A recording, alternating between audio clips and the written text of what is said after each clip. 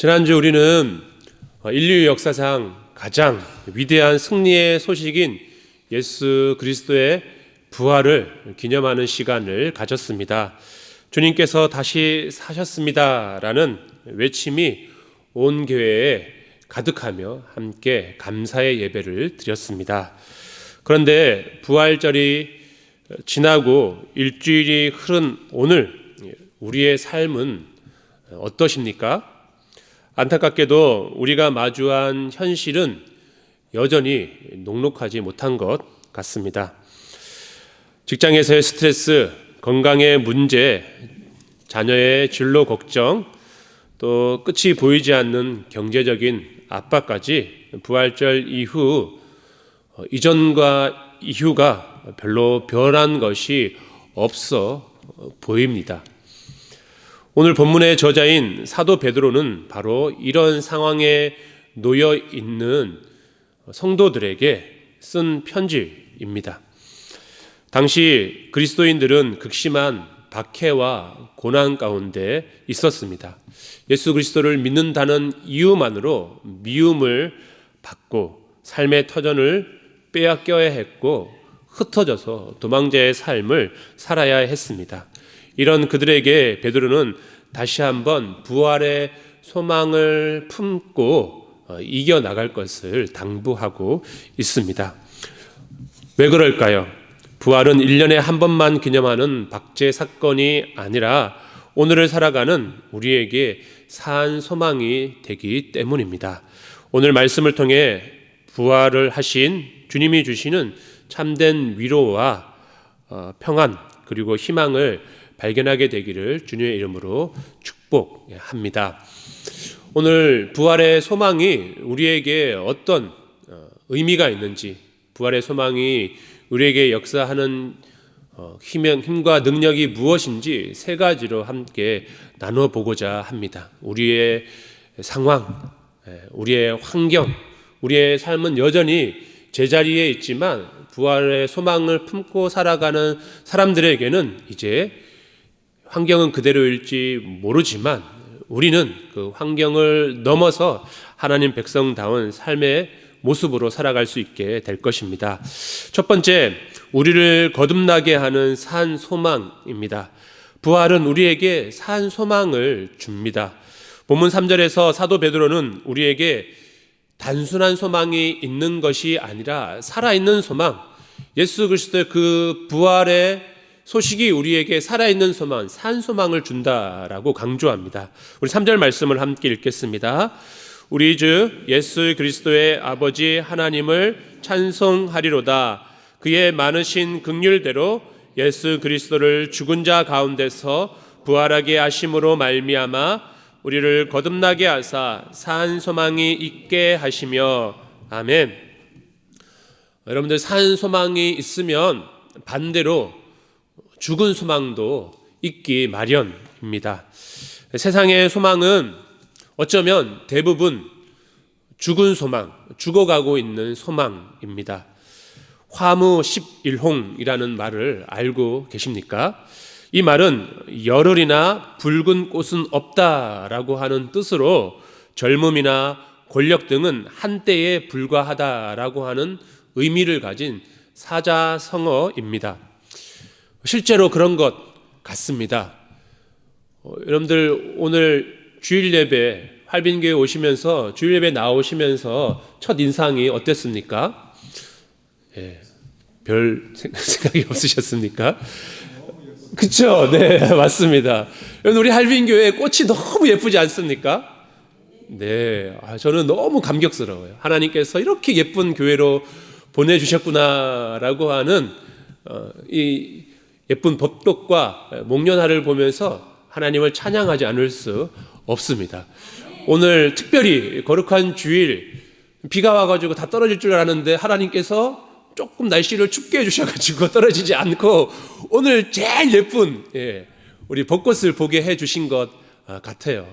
얼마나 감격스러운지 몰라요. 여러분들 오늘 식사하시고 그냥 가지 마시고 좀 차 좀 이렇게 좀 치워주셔가지고 우리 성도들끼리 예쁘게 예쁜 꽃 앞에서 사진도 많이 찍고 가셨으면 좋겠습니다. 그냥 가지 마세요. 그런데 여러분들, 목련화는 벌써 많이 떨어졌어요. 그죠? 예. 필 때는 그렇게 예쁘더니 떨어질 때는 조금 보기가 싫어요. 예. 이렇게 예쁜 우리 벚꽃도 아마 오늘이 지나면 내일부터는 조금씩 떨어지기 시작할 것 같습니다. 예.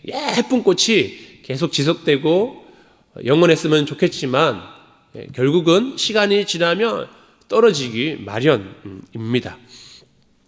이 말처럼 세상의 소망도 유통기한이 있다라고 하는 것입니다. 우리에게 용기가 되고 희망이 되고 소망이 되는 세상의 것들은 그 기간이 분명 정해져 있다라고 하는 것이죠.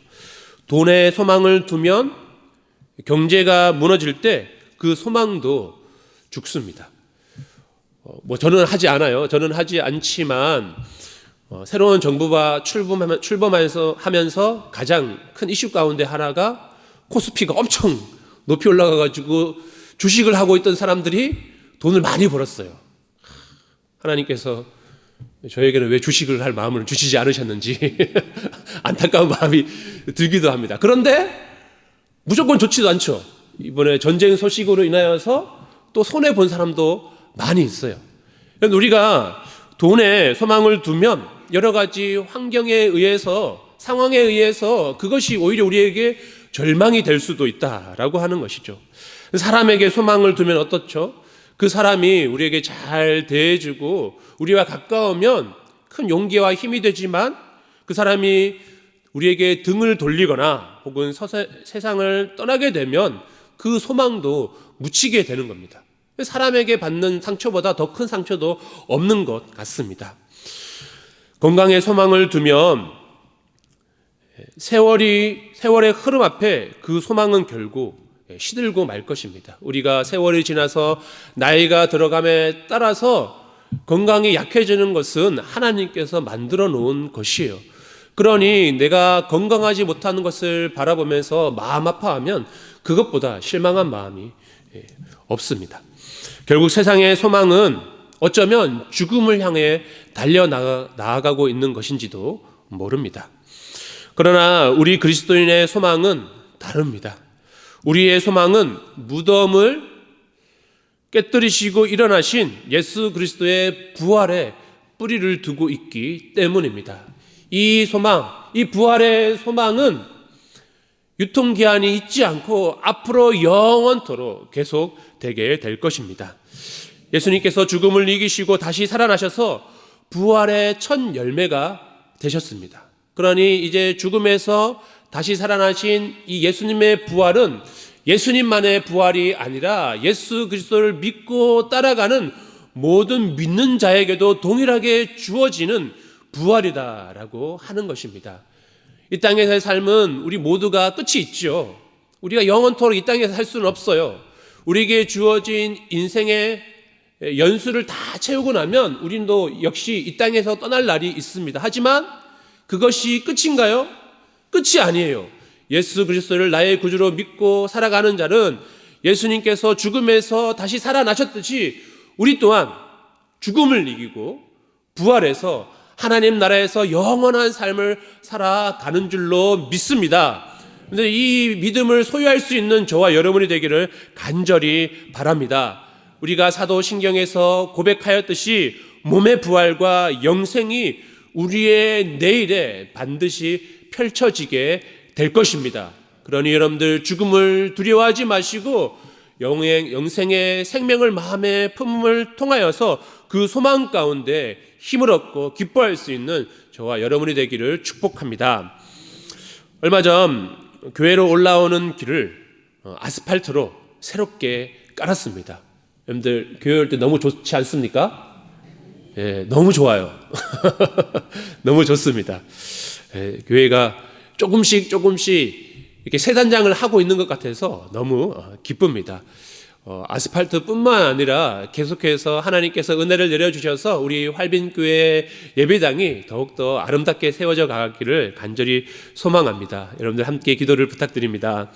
그런데 제가 이 단단한 아스팔트 위를 걸어가다가 아주 희귀한 장면을 보았는데, 그게 뭐냐면 이 아스팔트 깐지 얼마 되지도 않았는데 이 가장자리 끝부분에 약간 갈라져 있는 틈 사이로 풀이 올라오고 그 풀 끝에 꽃이 피었더라고요. 여러분들 너무 신기하지 않습니까?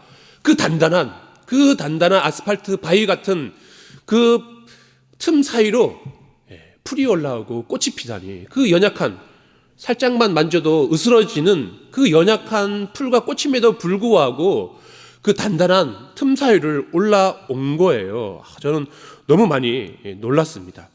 이 약한 식물이 어떻게 그 무거운 돌덩이 같은 아스팔트를 뚫고 올라왔을까요? 그 비결이 무엇일까요?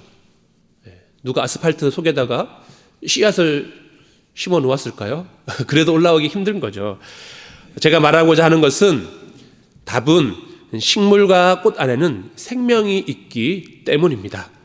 죽은 돌덩이는 아무리 커도 아스팔트가 그 위에 깔리면 그 위로 뚫고 올라오지 못합니다. 하지만 살아있는 식물은 아무리 약해도 그 두꺼운 지각을 틈만 있으면 뚫고 나오게 되는 것이지요.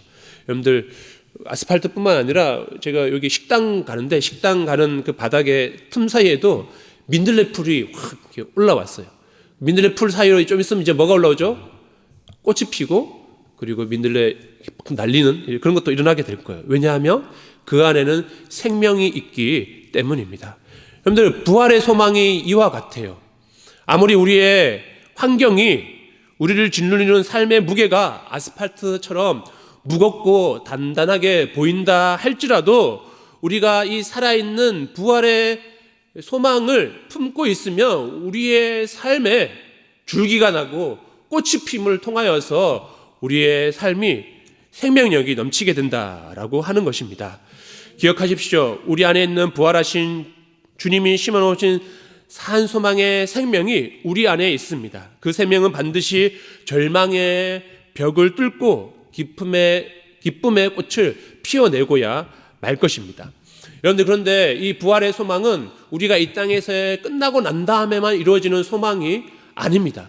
이 부활의 소망은 이 땅을 살아가는 이 시간에도 우리에게 동일하게 큰 힘과 위로와 영향을 주고 있다라고 하는 것을 기억하시기 바랍니다. 이 땅에서 끝이 나는 것이 아닌 하나님 나라에 계속되는 이 영생의 소망으로 인하여서 우리는 때로는 무너질 것 같은 큰 고통이 온다 할지라도 그 고통을 이길 수 있는 힘이 주어지게 되는 것입니다. 무너진 자리를 회복하는 소망, 병든 자가 치유하는 소망, 절망 가운데 있는 자가 평안을 얻게 되는 그 소망이 부활의 소망을 통해서 우리에게 흘러나오게 됨을 기억하면서 어떤 상황 가운데서도 절망하지 않는 그런 저와 여러분이 되기를 간절히 축복합니다. 두 번째, 고난 속에서 정금같이 빚어지는 믿음입니다. 부활은 우리의 믿음을 더욱더 견고하게 만듭니다. 우리는 흔히 부활의 주님을 만났을 때 이제 앞으로 내 앞길은 탄탄대로일 것이다 라고 기대하고 소망합니다. 하지만 오늘 6절 말씀에 보면 꼭 그렇지만은 않습니다. 우리 본문 6절 말씀도 함께 읽어보겠습니다. 그러므로 너희가 이제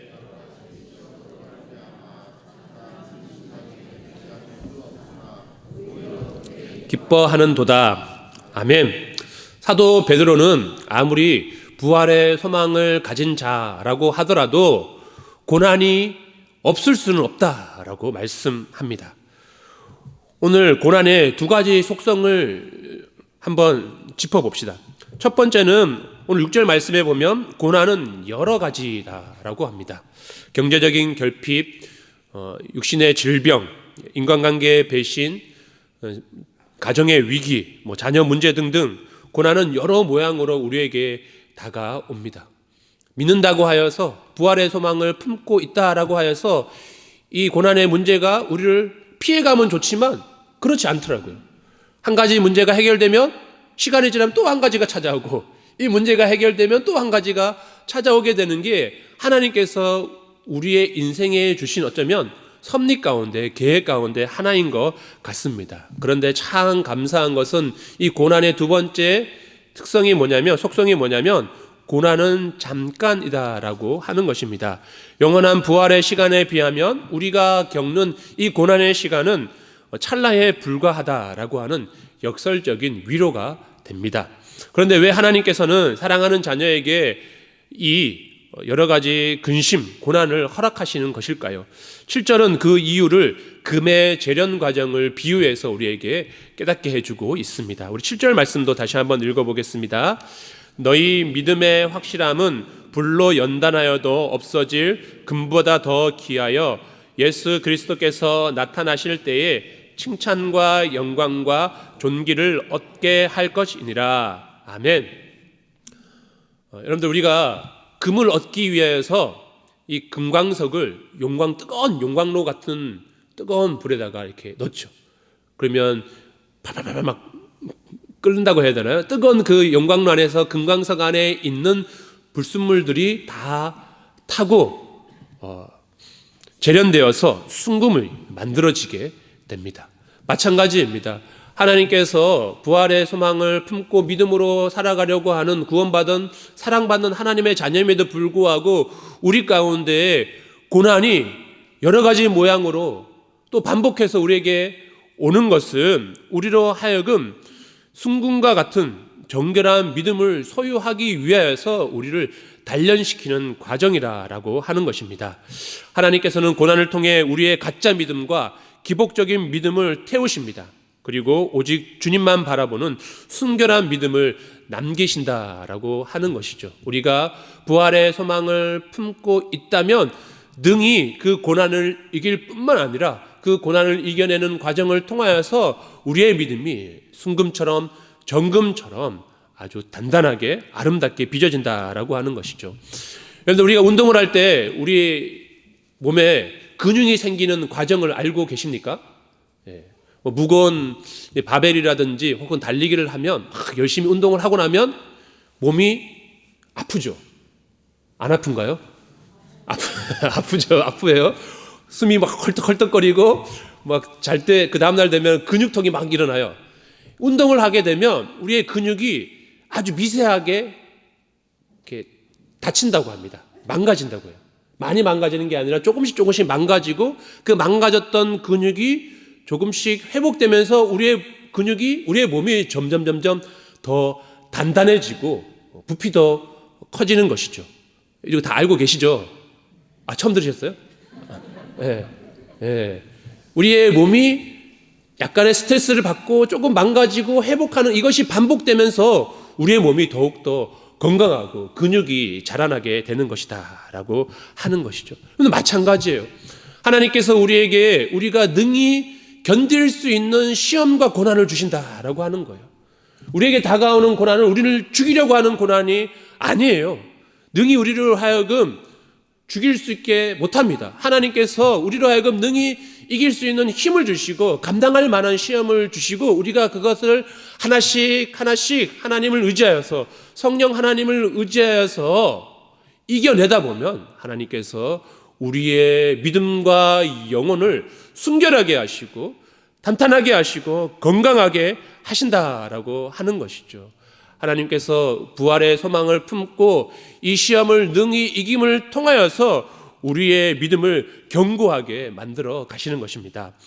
고난 속에서 흘리는 눈물, 주님을 놓지 않으려고 애쓰는 그 신음소리, 이것을 보면서 어쩌면 사람들은 실패라고 부를지 모릅니다. 세상의 사람들은 예수님을 믿어도 아무 소용없네라고 할지 모르겠지만 여러분들 믿음의 눈을 들어서 이 모든 상황을 볼 수 있기를 바랍니다. 그것은 정금보다 귀한 믿음을 주시기 위한 하나님의 은총의 방편이다라고 하는 것입니다.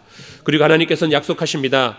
예수님께서 다시 오시는 그날 이 연단된 믿음을 보시면서 잘했다, 충성된 종아, 내 아들아, 내 딸아 하면서 칭찬과 존귀와 영광을 우리에게 주시는 것입니다. 그래서 하나님께서 우리의 고난을 통하여서 우리가 더 하나님 나라에 섰을 때에 더 영화롭게 세워나가시는 것을 줄 믿고 고난이 찾아올 때 절망하고 슬퍼하지 마시고 오히려 내 믿음이 더욱더 단단하게 세워지는 시간이 되었구나라고 하면서 믿음의 용기를 낼 수 있는 저와 여러분이 되기를 간절히 축복합니다. 마지막 세 번째, 보지 못하나 사랑하는 기쁨입니다. 부활은 우리를 기쁨으로 인도합니다. 본문 8절은 우리의 신앙의 가장 신비로운 특징을 잘 표현하고 있습니다. 8절 말씀을 다시 한번 읽겠습니다. 예수를 너희가 보지 못하였으나 사랑하는도다. 이제도 보지 못하나 믿고 말할 수 없는 영광스러운 즐거움으로 기뻐하니. 아멘. 사도 베드로는 예수님을 직접 보았습니다. 눈으로 직접 보고 그분이 하시는 말씀을 음성을 직접 귀로 들었고 예수님께서 십자가에서 못 박히는 그 상황, 그 현장에 있었습니다. 그런 그가 예수님을 직접 본 적이 없는 성도들을 향해서 너희가 그분을 보지 못했는데 어떻게 그토록 예수님을 사랑할 수 있느냐라고 하면서 이 놀라운 신앙의 신비를 감탄하고 그들을 축복하고 있습니다. 실제로 예수님을 잘 알지 못하는 사람들은 우리 믿음의 사람들, 신앙생활을 하고 있는 우리를 향하여서 의아하게 물어봅니다. 너 하나님 직접 눈으로 봤어? 예수님을 만나봤어? 그렇게 만나보지도 않았는데 어떻게 믿을 수가 있어요? 라고 하면서 우리의 믿음에 대해서 의심하고 의아해하고 때로는 어리석다라고 비아냥거리기도 합니다. 여러분들, 그런데 곰곰이 생각해 보십시오. 믿음은 우리가 눈으로 봄을 통하여서 혹은 어떤 것을 체험을 통해서 얻어내는 것이 아닙니다. 제가 여러 번 반복해서 말씀드렸지만 로마서 10장에 보면 믿음은 어디서부터 나오는 것이라고 말씀드렸죠? 믿음은 들음에서, 하나님의 말씀을 들음을 통하여서 하나님께서 우리에게 선물로 주시는 것이 바로 믿음이다라고 하는 것입니다. 믿음은 눈으로 보는 것보다 들음을 통하여서 보지 않고서 믿는 것이 바로 하나님께서 우리에게 주신 신비한 믿음의 원리라고 하는 것이죠. 우리가 하나님의 말씀을 들을 때에 부활하신 주님은 과거의 기억 속에 박제된 분이 아니시라 성령님을 통하여서 우리의 심령 가운데 내주하시게 되시고 그 내주하시는 살아계신 하나님과 우리가 동행하여 살아감을 통하여서 그분을 더욱더 사랑하고 그분을 닮아가게 된다라고 하는 것입니다. 비록 우리의 육안, 우리의 시각적인 것으로는 주님을 보지 못하고 담아내지 못하지만 이제 우리가 하나님의 말씀을 들을 때 우리의 믿음이 영안이 되어서 그분의 사랑을 맛보게 한다라고 하는 것입니다. 요한복음 20장에 보면 부활하신 예수님을 온전히 믿지 못했던, 의심했던 도마의 이야기가 기록이 되어 있습니다. 부활하신 예수님을 만난 다른 제자들이 너무 감격하여서 도마에게 와서 우리가 부활하신 예수님을 만났다라고 하면서 예수님의 다시 살아나심을 증거해 주었습니다. 하지만 이 기쁨의 소식을 전해 주었음에도 도마는 그 말을 믿지 못했습니다. 그러면서 그가 오히려 내 눈으로 직접 예수님의 손에 있는 못자국을 보고 옆구리에 창자국에 손을 넣어보기 전에는 내가 절대로 믿지 않겠다라고 고집을 피웠습니다. 하지만 주님은 그런 의심하는 도마도 외면하지 않으시고 직접 도마에게 찾아와 주셔서 손에 못자국을 보여주시고 옆구리에 창자국을 보여주시면서 만져보라 하시며 믿음 없는 자가 되지 말고 믿는 자가 되라고 자상하게 권면을 해주셨습니다. 그리고 맨 마지막에 요한복음 20장 29절에서 우리를 향해서 이렇게 말씀하십니다. 요한복음 20장 29절 말씀을 우리 함께 읽어보겠습니다. 예수께서 이르시되 너는 나를 본고로 믿느냐? 보지 못하고 믿는 자들은 복되도다 하시니라. 아멘. 믿음은 이와 같습니다. 직접 보았기 때문에 믿고 주님을 사랑하는 것이 아니라 하나님의 말씀을 들었기 때문에 비록 보지 못한다 할지라도 믿고 하나님을 사랑할 수 있다라고 하는 것이죠. 히브리서 11장 1절 말씀도 함께 읽어보겠습니다. 믿음은 바라는 것들의 실상이요 보이지 않는 것들의 증거니. 아멘. 그러니 보이지 않지만 바라고 소망하지만 우리가 믿음 가운데 확신하고 볼 수 있는 것은 바로 믿음 그 자체가 우리의 영안, 신령한 눈이다라고 하는 것입니다. 사람의 시각으로 보지 못하지만 신앙은 믿음으로 보는 것입니다. 우리가 부활의 소망을 품음을 통하여서 믿음의 눈을 떠서 이 땅 가운데 이루어지는 하나님께서 우리에게 말씀하신 그 모든 말씀과 주님의 섬김을 믿음으로 볼 수 있는 저와 여러분이 되기를 간절히 축복합니다. 이 보이지 않는 주님을 신뢰할 때 우리 안에 일어나는 변화가 무엇이죠?